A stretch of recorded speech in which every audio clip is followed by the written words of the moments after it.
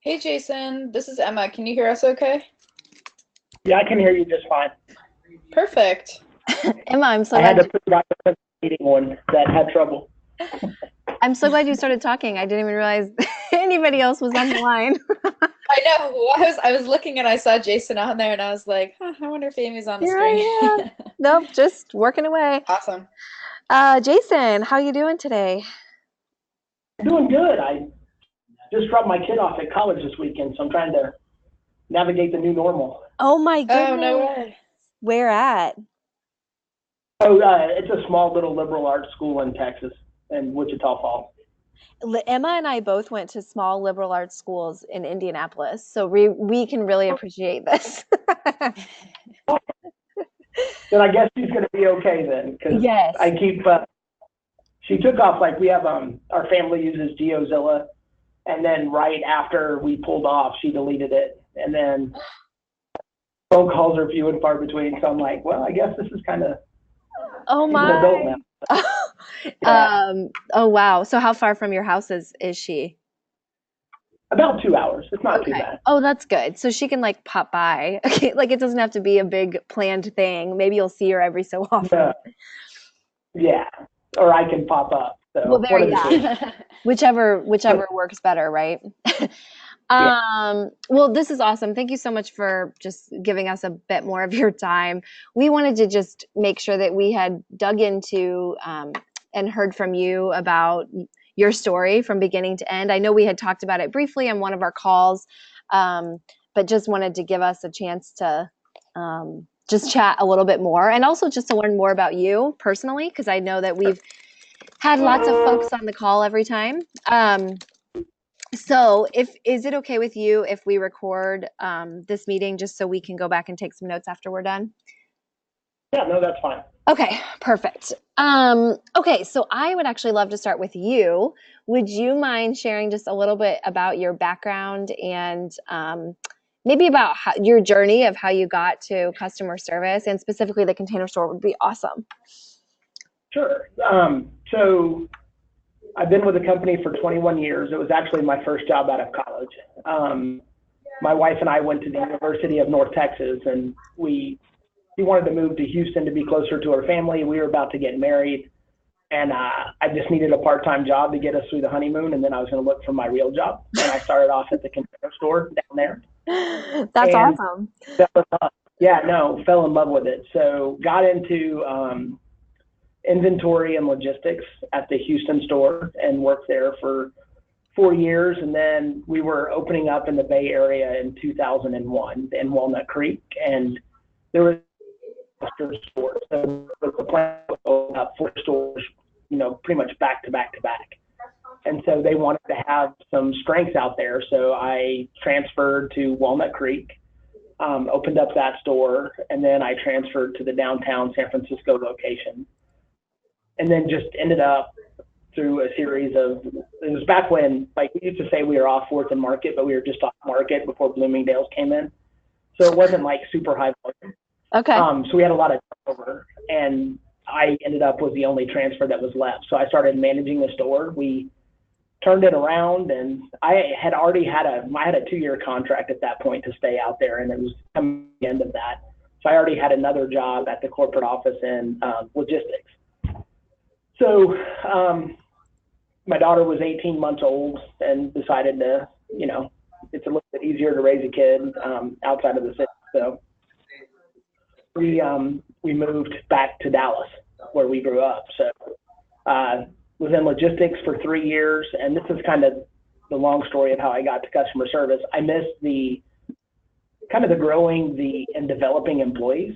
Like that's kind of what I like. I would travel all around the country. We would, teach people how to do things, efficiencies. We, lowered our inventory loss and just everything. But you kind of advise people. You don't really get to see them all the way through from A to Z. And I really miss that, connection and the ability to grow people, regardless if they stay at the Container Store. That doesn't matter.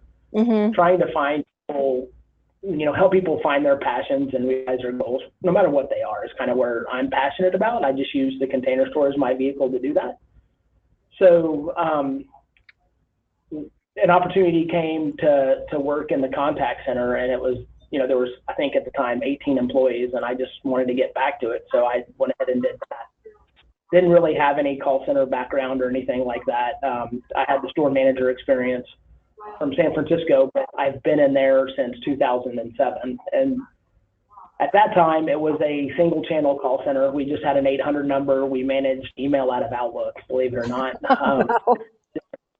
based off routing rules and subject lines, and turned it into, now there's 130 employees. We've increased the sales, double digit year over year, every year since 2007. We've actually split it off now to where there's the more retail profit center side that supports the, online customer and the stores, the customers who shop multiple locations. You guys call it omni-channel, that kind of thing. But we also do a whole bunch of support. We call it's our cost center, but it's services, which is really where John's speaking to, which is the installation business, the custom closets, things like that require a little bit more of a, we want our retail employees to, kind of like an account executive at Salesforce. We want you to get the deal, but then my team would be more like a CSM that kind of makes sure that opportunity is successful after the sales completed and we've taken the customer's money. So they manage it all the way through from contract signing for our higher end closets to installation for both our Alpha and our TCS closet line. And that each team has about 65 people that are on it, and then they have their own management teams and things like that. But we use it as a way to get people into, not everybody wants to work in a call center, but we have a lot of opportunity within them. We have a training and QA team whose primary focus is kind of what I'm most passionate about, and what David's most passionate about, and what Chris is most passionate about, is just developing people. Mm-hmm. And it's about, it's kind of like everything you learned about how to work with people you learned in kindergarten. It's that whole same philosophy. We try to, get people to figure out how to communicate better, how to be better teammates, how to, be, stewards of our customer experience, and business owners and business leaders. And through that, people, we've had, the average tenure in our contact center for a full-time employee is a little over 8 years right now. Yeah, I remember you saying that. I remember you saying that the last time we talked. And do you think that a big reason for that is this, because you have put so much effort around the training and growing people? I think it's more empowerment, to be honest with you. It's, retail's not hard. Right. It's not anything. There's a bunch of processes and, just rules that are put in place to protect your gross margin. But what people don't always understand is if you just kind of let people run the business, if their name was on the marquee, you're going to get that same result without having to, define every single instance that happens. So what we try to do is empower people to just kind of, it's the closest thing you can ever get to running your own business without actually putting forward the cash to start it up. You can, do whatever. And I think that's what people like. It's like, they're not micromanaged. They're able to just, like, for instance, we had somebody the other day, customer, went in, paid with cash. So we have no record of anything. She put her bag on the, concrete, was putting her kid in the car, and somebody took the bag. They replaced it. They just sent everything out. I mean, it wasn't any big deal to us. It's no harm, no foul, but to that woman, it was the biggest gift she's gotten since she got her kid home from the hospital. It was, it's like trying to create opportunities for someone to make somebody else's day is what we try to do. And it just, it's still retail. It's still, call centers are, not the most glamorous place to be, but I think we do the Fortune survey every year, as y'all do. And where we score the highest is teammates, feeling part of a team, and empowerment to make decisions. That's awesome. And that management really cares. So I think that, like, all of those little things are in the secret sauce that make people want to stay. Yeah, absolutely. Yeah, because if you get a case like that, just as a human, just the ability to know that they are able to do the right thing, what they should do, that goes a long way. And I'm sure makes them feel like they're actually impacting people's lives in a positive way. So that's really cool. I like that little story. Okay, let's shift gear. Actually, one thing I would say, I would love to hear from you just a little bit about, I know you've kind of generally talked about the Container Store in general. How would you kind of sum it up just as a company?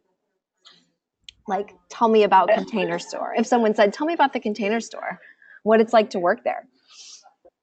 I mean, working here is kind of really what I just described. I mean, I've never once in my tenure here, I would challenge to find anybody who hasn't been empowered to make a decision that,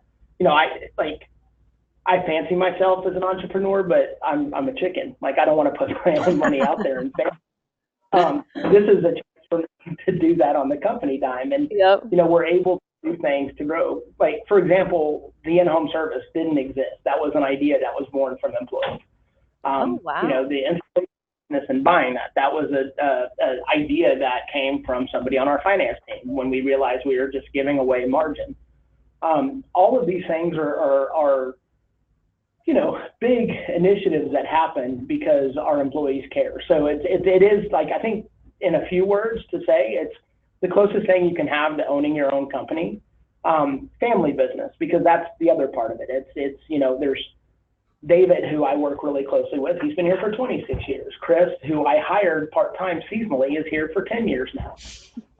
There's just, you end up working in this like really vast family business that everybody cares as much as you do. Yeah. But beyond that, to the end consumer, I think what makes people like to shop here, I'll tell you a story about 9/11 for a minute, because it kind of sums it up for me. I was in Houston at the time. I was about to move to Walnut Creek. And all of our company leadership at that time was in Dallas for, we call them staff meetings. Okay. And so all of a sudden, one of my fraternity brothers called and said, "Hey, do you know what's going on?" And so I turned on the TV and I saw the smoke from the tower, right? And I was like, holy God. And so I call the general manager at the time, who was in Dallas, and she's like, "We're all coming home. It's bad. Just lock the doors. We're not going to open today." So I went out and I started to lock the doors, and there was probably about 10 different people outside. And this is in Houston. This isn't like in New York. This is in Houston. And they're like, "I just want to come in because I feel safe here. Like, I don't know what's going on, but I know that this makes me feel better." That's kind of Container Store. That's what we're about. We like to try to find how we can make people's lives better. I don't know if you've seen our new commercials, Where Space Comes From. That's kind of like a lot of what we're about right now. It's like, none of us have enough time. Like, I don't have enough time. Like, I had to come back from my daughter and not drop her off and spend the night up there, because I had things I needed to do. Like, I think we try to create time. Yep. We try to create space, which makes things quicker, so you can spend time with your kids before you put them on the bus to go to school in the morning. So you can, come home and have a family dinner without having to like search over God's green earth for the one thing you need to cook dinner or something. Yeah. So yeah, I think that's kind of what it is. It's just kind of like, I don't know, in my own word. No, I love that. that. I love that. And honestly, like it makes it sound so, like that whole concept just makes it sound not like it's not a frivolous purchase. Like this really these things all add up to impact your life, which I love. Yeah, I think it's almost like peace of mind. It's like having things be a certain way so that you can focus on, the important things in life and have it not be, something that's distracting. It's the, having the peace of mind that everything is where it is and that you can kind of proceed. But yeah, And that's a it's really true.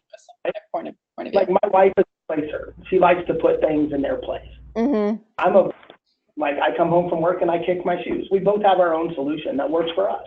Yep. Like, we have a thing for people who want to kick their shoes, and I know where to go for my shoes. They're not nice and neat. It would never be in a catalog, but it works for me. And we have all of those different things for a bunch of different people. So it's not just for like, I joke about my wife being OCD, but she literally has, a place for every single thing in our house. And that's great, and that works for her. And if you go in her closet, it's like, when something's missing, when something's been moved. In my closet, you go in and there's a drawer for, shoes, and they're all mixed up and ready to go, but I have no problem finding them because it works for me. So yep. I think that's what's unique about us is it's not just one way, it's your way. And we can help you find your way and get going. It doesn't matter how small or how big it is. Man, it sounds like I need to come shopping and do it my way in my house. Okay, so you mentioned back in the day when you came over to Salesforce, what was the big, you mentioned that you, looking back at my notes here, that you were, let's see here, you were about to take the business, into the customer's home. Was that really what was the big kind of the trigger moment to move from your current solution of kind of the disjointed solutions into one platform? What was like that one trigger event? So let me go back a little bit because I think this will help to explain it. So as we tried to kind of modernize our technology, we got on a platform called RightNow, and that was before Oracle bought it. And so really all we wanted was a knowledge base for online. Live chat was kind of a throw-in kicker. We were real naive. We didn't know what to expect from it. It turned into a huge revenue generator for us.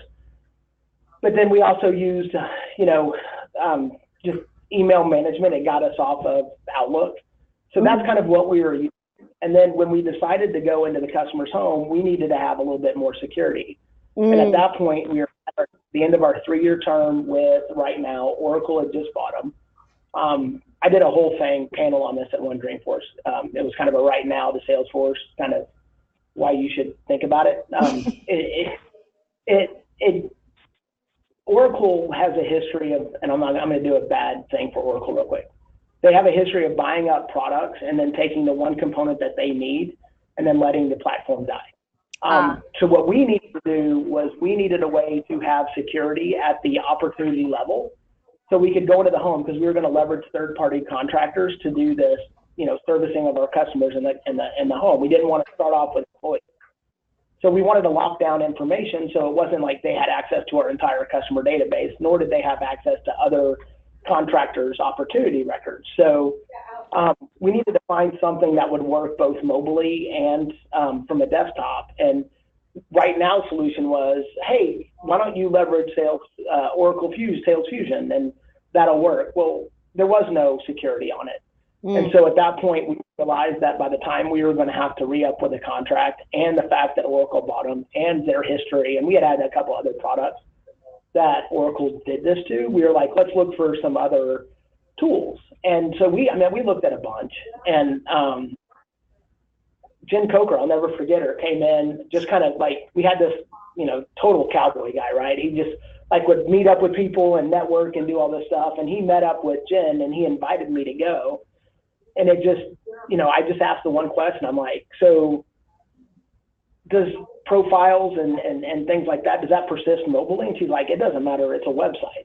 It's not a client. So just whatever you set up is what they have. And I went to John at the time and said, I think we got a winner. And so we started doing proof of concept. And, I think the thing that made it all the more easy to move was not like everything, but just from a culture standpoint, it was very similar. The way that Ben interacted with us was very similar to how we would interact with somebody we were selling to. It wasn't about selling product. It was about selling a solution. It was about making it for us, not necessarily about what kind of commanded the biggest, order for her.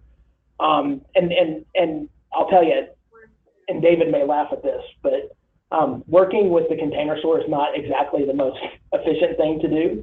So it took a lot of time, and she hung with us, man. She just totally owned the process and kind of helped us navigate these waters, because we were doing a complete rip and replace of an Oracle solution, which meant we had to migrate data over and navigating those waters, and even talking to our CFO to make sure that she was comfortable with how all this was going to work, because this was the first time we were from a CRM standpoint, really leveraging a third-party implementation partner that didn't come with the solution that we bought, right? Gotcha. Yeah. It was just kind of walking us through and doing all that stuff, and it was basic. It was 100 licenses, 20 chat licenses and 5 knowledge licenses. I mean, it wasn't like it was a ton of product. It was I'm sure for her it was like getting somebody away from Oracle and the future potential, but it was like we mattered. Like it didn't matter if we were GE or Coke or the Container Store. We felt like we were the number one customer of Salesforce at the time. It was awesome. That's awesome. How did you kind of mentioned going to the CFO, and how did you get internal buy-in to, I guess, move to Salesforce? I mean, was that a hard process internally, or, how did you manage that? So at the end of the day, it comes down to total cost of ownership for her.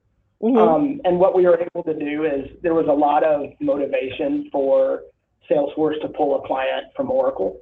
Our brand at the time was far outweighed our license purchase and that kind of thing. It wasn't that. It was at that time I think we were like high on the Fortune list. Like we were, I think top 10 still at that point. It was, and Kip was on, he was going to be the president of the NRF. I mean, there was a lot of upside to do it, but really what came down to it was the brand and taking it away from Oracle got us some cost savings. Gotcha. And then from there, it was way more about the relationship. Like there's other things you can get that are less expensive than Salesforce, but there's not anything from a support standpoint or from, the work you do with kids, the giving back, all of that stuff is the Ohana. It means to us, Yeah, that's very cool. I'm glad. It's always good, I'm not on that side, so I don't get to hear those stories of like, what made the difference, until I talk to. I mean, sometimes customers don't really mention some of that stuff, so it's really cool to hear that you pay attention to all of those little pieces, and it does make a difference when you're choosing, what partner you're going to go with. So it's really cool. Okay. So now let's talk about, we talked a little bit about what products you started with. So when you first came over, you were doing, I'm looking back here. I'm looking back at my notes. It would be Salesforce Essentials, basically. I mean, it's straight up knowledge chat and like what's branded as Salesforce Essentials right now. Gotcha. Okay. I think we had 100 Service Cloud users and a few chat and 5 knowledge is what we had. Okay. And the chat, though, was new for you when you brought Salesforce over, right? Yeah. The live agent piece? Correct. Okay. That's what I thought. Okay. And you had mentioned the last time that phone volume went up quite a bit? No. So the funny thing is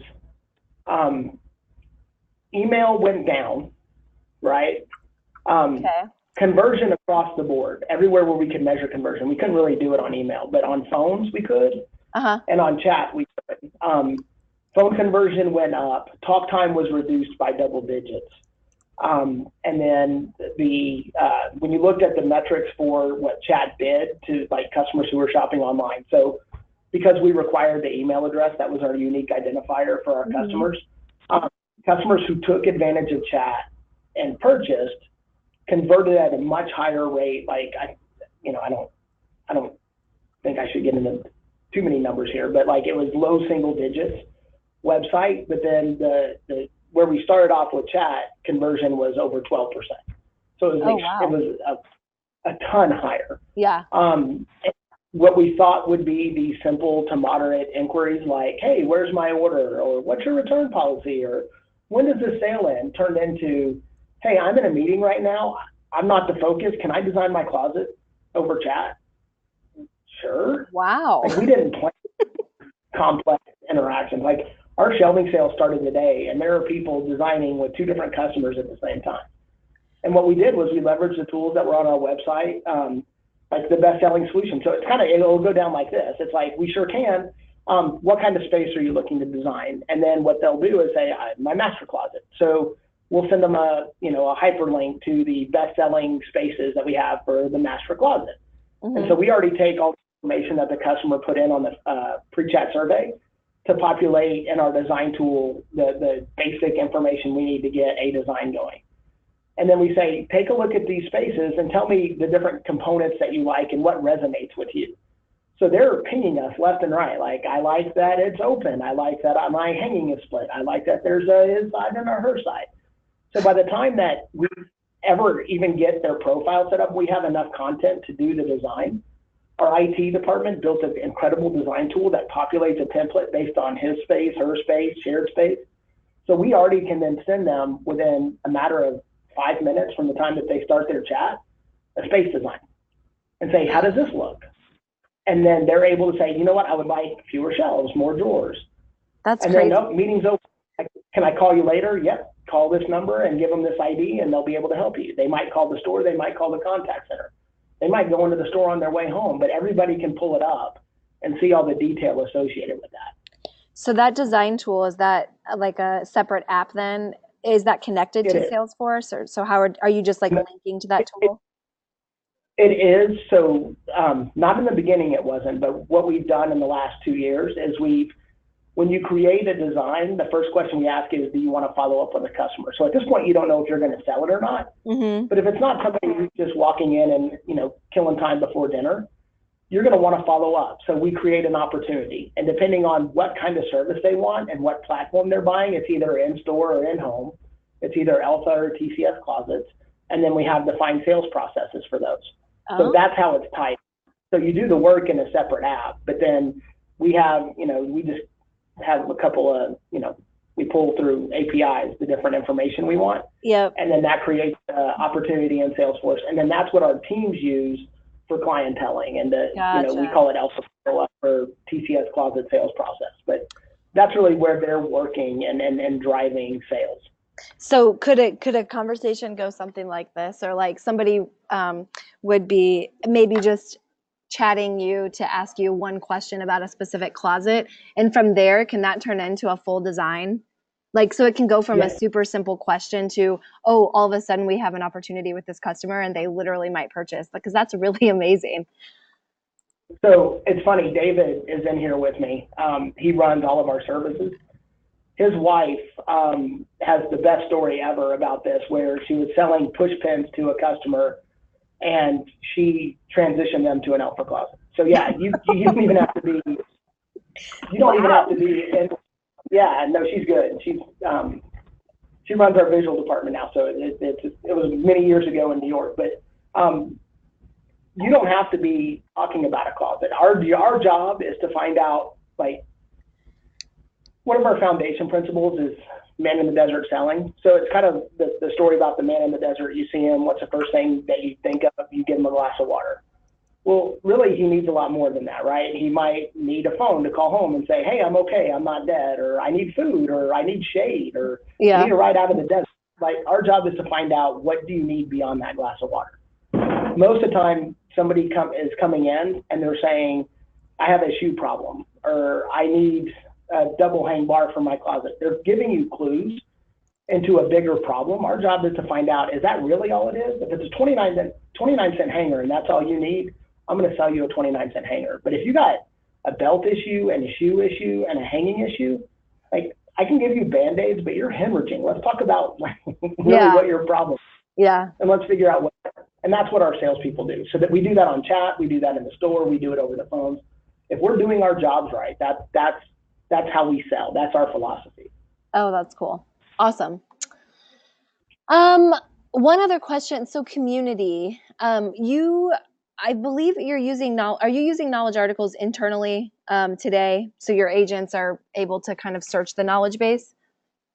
Yeah, so we have that. We have on our intranet, we have and I probably wouldn't advertise this one too much because we need to change it to a community, but we have a public knowledge base that was built when we first migrated over from Right Now for, like, technical issues, like I'm having trouble with this POS station, like walking through and how to do all that.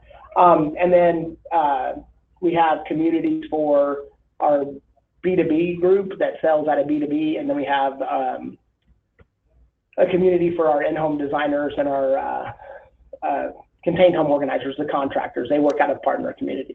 Okay. Gotcha. The the knowledge base that we have online, it just is an A-frame inside of our regular website. So the customers don't know any different. They think they're on our website. They don't log in. They don't Gotcha. do anything like that. We do have a place where they can log in and get all their designs as we go through enhancing our website and coming up with a different platform. Right now it's built on an open source platform.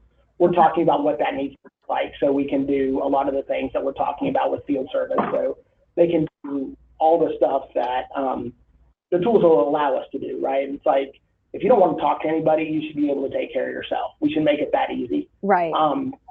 We should make it that easy with chat. If you want to just ping somebody and ask them a quick question, we should make it as easy in our stores to go ahead and solve problems. So that's kind of where future forward, where we're going. Okay. But field service right now is the biggest priority we have in terms of what's going on with Salesforce. We already merged our customer database. That was kind of the foundation for all the work we wanted to do. So it's definitely on our roadmap. Okay. Safe harbor. That's actually a good transition to field service. So what, I think, I want to say Brian mentioned you guys are, you have a beta, or you have a group that's live with field service today. How have you kind of managed that rollout? And so what group is that today, and what's the plan kind of to roll that out beyond? So what we want, so we're in a big test and learn phase. So the first thing we wanted to do is start with one of our installation partners that we have. And so we started at the very base level. So we have 91 stores.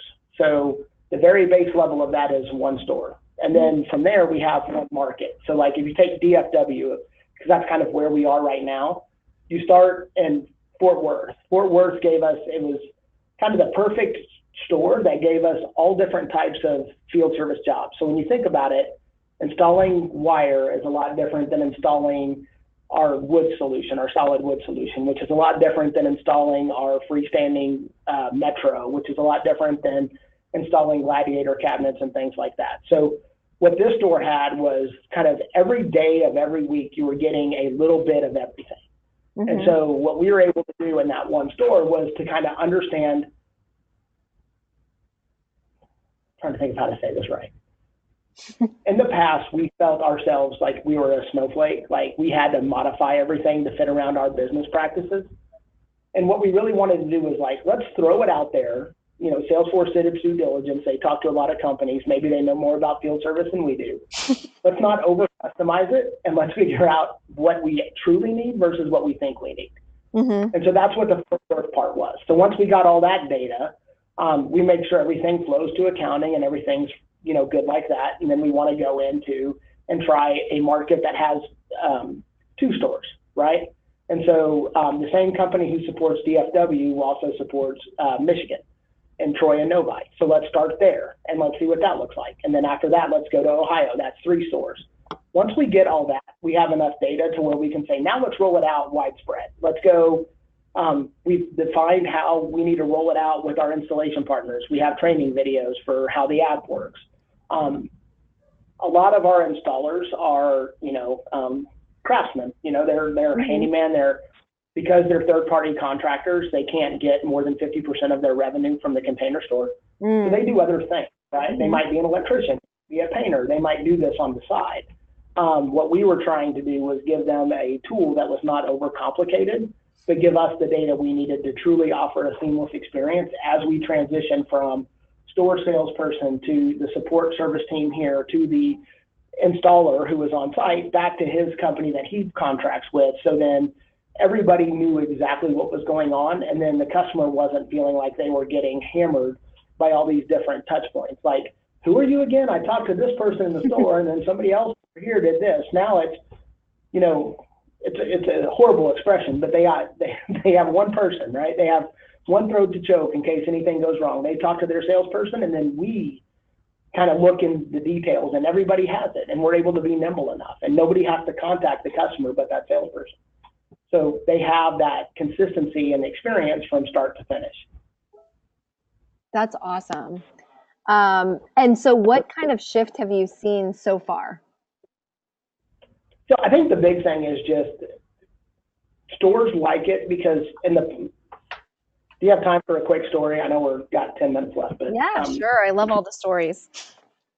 so when we decided to buy, I told you the finance guy that said, "Hey, we're losing gross margin on this. We should buy the installation company." The guy who, dear friend of mine, the guy who started it is a serial entrepreneur, and his business model is, I'm starting 15 companies and I'm going to make 10 to 15 points on everything, and they're just giant like pyramid schemes, right? Like I'm going to partner with you, and you'll partner with them, and you'll partner with them. Everybody gets a little bit of a taste, and then we do amazing things, and everybody gets, really good, right? Yep. The problem is he wasn't putting anything back into the business. It was always about, let me solve this problem. So it was like he was strategic from an idea standpoint to realize that this thing was even something that was a marketable service. But he was very tactical in how he approached it. So if problems happened, he fixed it. Tom was your guy. Tom's going to fix stuff. Tom's got it. And so, like, we'd go play golf, and he'd be on the golf course, and he'd get 40 calls. Like, this is going wrong. And he'd make a phone call real quick, and it would get fixed, right? We got that tool that he used, which was horrible. It was a website. It was a kind of like a poor man's, just database. Like, there's information. You can search it. It wasn't dynamic based on the different things we sold. So as our services got more complicated and the products we sold got more complicated, the system didn't work at all. I tell you all that to tell you this. Stores couldn't sell something as simple. If you were to go in and say, I would like someone to come out and measure my space, stores couldn't sell that. They couldn't give you a time, they couldn't give you a date. They couldn't, if it was a service that we charged for, they couldn't charge you for it. Somebody would come to your home. You'd have to talk to 3 other people to get it done, and then they would ask you for your credit card. Kind of oogie, right? For a closet, like some. So what this has allowed, it's like you go into a store, or you call the service center or the call center, you're going to get somebody to walk you through the process. They're going to tell you about the service. They're going to schedule the service, and then they're going to ring you out if there's a charge associated with it. A lot of times there's not a charge associated with the service. So, but at least then you know the date, the time, and the who. Yeah. You get an email that says, hey, if it's a measure service, go ahead and clean out your closet because we want to get accurate measurements. If you need someone to clean it out for you, we have a service for that. It's a more like efficient, more like there's less hands in the pot, and like one installation company might prefer it to be done this way. Another installation company might be for it to be done this way. I think in one call I said we provided structure to a service that had none before. Yeah. It was Tombstone. It was like the wild, wild west, and people could do what they needed to do, and it just worked. But now we got to be more sophisticated than that. We're selling sophisticated solutions. We have to offer sophisticated services that match that. And so your installers, then they're also using the mobile app. Is that right? So they're able to track and close out work orders and things within the app? Absolutely. And we drive structure because they don't get paid unless they do it exactly the way we defined it in the app. Awesome. They don't have the ability to close out the order. They have the ability to accomplish tasks. Gotcha. If they go through the flow, then we close out the order for them, and then they can invoice us, and we're all good. If they don't do that, then they can't close out, and then they don't get paid. Customer gets taken care of, but they don't get paid. So we incentivize them by making sure they understand the rules that they're playing by. Yeah, absolutely. Then would you say, so I guess would you say then in general, it's just way more efficient and they're able to be more productive? I mean, when I think about this old world, it sounds like it just wasn't, I mean, if everything was going through that one guy, it wasn't manageable. Right. And I guess one other question, were jobs being dropped and, orders getting lost along the way of like, oh, whoops, or we can't make that, like the scheduling would get messed up is what I'm imagining would happen. Was that also part of it? Sure. It was copious amounts of payroll went in to make sure that didn't happen, but it did happen because it's names at that point. So there were roles like installation coordinator that were created. So all the jobs would go to these people. So we divvied it out by store. Yeah. And so these group of stores were done by, Steve, and then Steve would go and he would coordinate. But Steve's in Dallas. He doesn't know Manhattan. Right. And he doesn't get that the Yonkers might be close to Manhattan on a map, but getting into the city from Yonkers is ridiculous. We never want to do that. Yeah. Like it was that kind of stuff. So what we did was we spent a lot on headcount to make sure nothing would happen, but it still would happen. It was rare, I don't want to say rare, but say 10%. 10% of every you take on a custom closet that was being installed would have something, right? Yeah. And then you would have just inefficient routing, because the people who were routing didn't understand the cities that they were supporting because they weren't in the cities that they were supporting. So here's what Salesforce does is it knows all that stuff. And not only does it know that, it knows the skill. So if I'm a really good installer, but I'm a horrible person who can texture, if the work I'm doing requires full texture and paint, they're probably going to send David because David has a higher skill in those areas. I may not even have that skill, so I never see that job, and we automatically assign it to David. So so here's what it does, and this is the part where I think people could get kind of scared. Those coordinators didn't lose their jobs. They went on to do something that drove more incremental revenue instead of like looking at a bunch of paper and a map. So it lets put resources back into places that generate revenue rather than taking headcount out to support the sales that already existed. Yeah. So we spend less time managing the sales and more time creating new incremental sales. Yep. That's awesome. So one of my other, I think just in general, what it would be awesome. I don't know what metrics you're able to share in general, just with Service Cloud. It doesn't have to be only FSL, field service. Sorry. I like to use the short term most of the time. But if you have any metrics, would you be able to send those as a follow-up of just some of the results you've seen with Service Cloud across the board? I know you've rattled off some here, but would love it if you've got any, hard metrics that you would be able to share as we kind of build out a case study. Yeah, and they're going to be pretty audacious, just to be honest with you. So like, for example, if our biggest metric that we had was time to dispatch, right? So because they weren't scheduling in the store, really all that was the case. Like, I know I need to call this customer to get them scheduled to do this job. So just service levels. Let's just talk about service levels. So my team would create a case. The installation team had 24 hours. That was their service level agreement on cases, right? And they get in touch with the customer. So then they don't get them that day. Then there's another 2 days until they call again. That's their service level. They don't get a hold of them that day because it's a whole new number now. Then there's a 5th day. Then there's an email. So like it goes from that to I'm scheduling you in the store before you ever leave. Like that's the kind of number you're going to get. And I don't know, like it's hard to explain. Like yeah, well, and it's also hard to quantify. Yeah, like so I'll put stuff down. That's okay. And I'll like footnote it if you want, but then you can figure out how to model that into a way that makes sense. Yeah, no, that's perfect. This is great context just to have in general.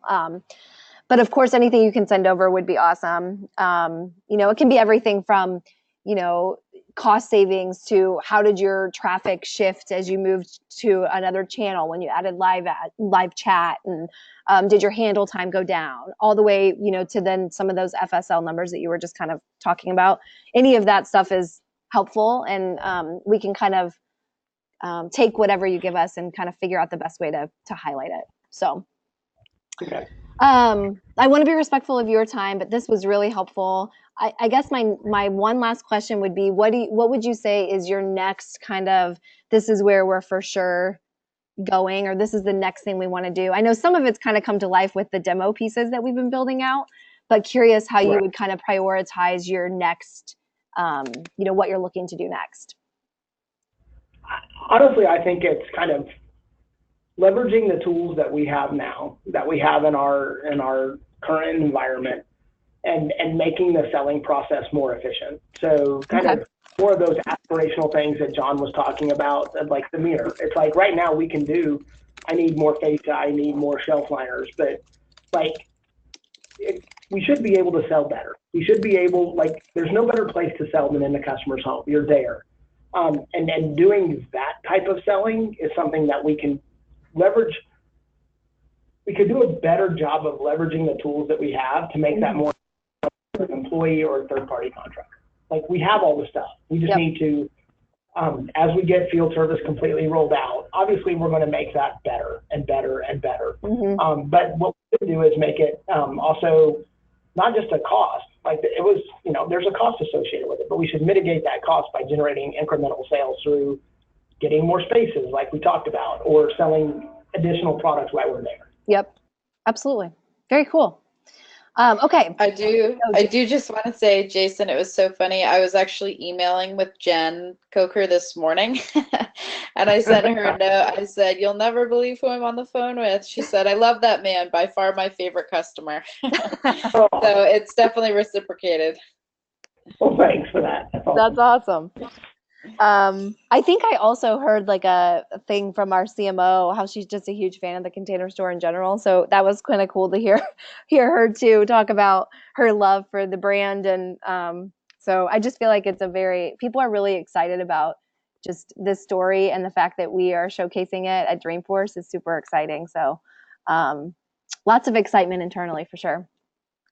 Well, we're thrilled too. So I can't wait. Yeah. I'm excited. I'm like ready for all these pieces to come together today, but I know it will takes a little bit of work, so we'll get there. Okay, so as a next step, we will take some of what we talked about today, and typically what we do is draft up a case study, more of a written story that we would then send back over to you for review and approval. And then the goal would be that we would love to get that up on our website. But of course, we would I'm sure we'd need to work with your marketing team, and that's totally fine as well. But we'll get something drafted, and I don't know if it'll be prior to Dreamforce. It may be post Dreamforce, but definitely we wanted to get this kind of in the queue and get started so that we could get something back over to you guys. Awesome. And I know that, and like you talked about our key messages, a lot of the ones right now are where space comes from and stuff like that. So I don't know if that's helpful or not. Oh yeah, that's absolutely helpful. Yeah, and I think we'll do some digging on our part to kind of take a look at some of those most recent advertisements, and definitely talk with Mara about what you guys are focused on to make sure that it feels like it's well represented. Awesome. I appreciate that. And I took your feedback from our last call last week on the narrative for the customer 360 experience, and shared that back with the team. So I know we want to also incorporate some of those key messages into that. And I know they're working on edits, so I'll get that back over to you as soon as I get that back from the team. Gotcha. So we're trying to keep that in mind with everything that we do, so that the talk track has your key messages included as well. Gotcha. When do you need the key metrics from me, besides as soon as possible? No, I mean, I don't think it's not like an urgent, like I have to have them today. I would say, in the next week would be great, but I understand that it might take a little bit of time. So we're flexible. Okay. I can probably get it by Friday. Oh, cool. That sounds great. Awesome. All right. Well, thank you so much. We will look forward to talking with you again on Thursday. And if you need anything in the meantime, don't hesitate to reach out. All right. We appreciate it. Thank you. Talk to you later. Thanks, Jason. Bye.